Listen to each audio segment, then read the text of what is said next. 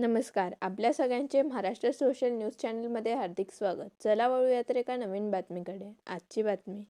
जुन्या निवृत्ती वेतन योजनेसह विविध मागण्यांसाठी सुरू असलेल्या संपाला तोडगा निघालेला नाही. मुख्य सचिव राजेश अग्रवाल यांच्या उपस्थितीत झालेली चर्चा निष्फळ ठरली. दरम्यान धुळे शहरातील कल्याण भवन येथे राज्य सरकारी कर्मचारी संघटना यांच्या नेतृत्वाखाली भव्य मोर्चा काढत सरकारविरोधात जोरदार घोषणाबाजी करण्यात आली. मागण्या मान्य न झाल्यास आंदोलन तीव्र करण्याचा इशाराही देण्यात आला. सरकारी निमसरकारी कर्मचारी व शिक्षक संघटना समन्वय समितीच्या वतीनं राज्यव्यापी बेमुदत संप 21 एप्रिलपासून चालू झालेल्या हा संपाचा तिसरा दिवस आहे.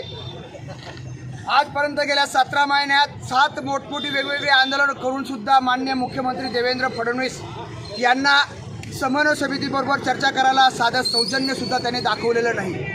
त्यामुळे ही संप करण्याची वेळ आलेली आहे. समन्वय समितीचा प्रश्न एकच आहे की आम्ही मार्च 2023मध्ये जो 7 दिवसाचा बेमुदत संप केला होता, त्या संपाच्या पार्श्वभूमीवर राज्य सरकारने मान्य तत्कालीन मुख्यमंत्र्यांनी विधानसभेमध्ये विधान परिषदेमध्ये घोषणा करून देखील गेल्या 17 महिन्यामध्ये अजूनसुद्धा त्यांनी अधिसूचना प्रसिद्ध केली नाही की याची अंमलबजावणी कशा प्रकारे होईल, त्याच्या अटी शर्ती काय आहेत या संदर्भात गेल्या 17 महिन्यात सरकारने अजूनपर्यंत त्या संदर्भात अधिसूचना काढली नाही. म्हणून हा बेमुदत संप करण्याची वेळ आलेली आहे.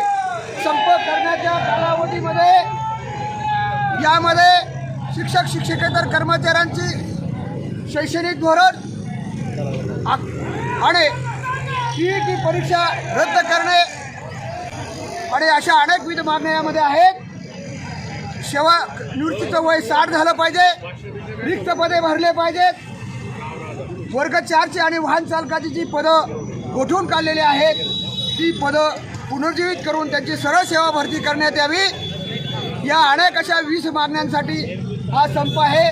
माझ्याबरोबर समन्वय समितीचे घटक संघटनेचे माध्यमिक शिक्षक संघटनेचे संजय पवार आणि शिक्षक भारतीचे माध्यमिक मुख्याध्यापक संघ हे सुद्धा आहेत. तर या संदर्भात ते या ठिकाणी आपले मनोगत व्यक्त करतात. बातमी आवडल्यास चॅनलला लाईक व सबस्क्राईब करा व दररोज अशा नवनवीन बातम्या पाहण्यासाठी चॅनलला फॉलो करा. धन्यवाद.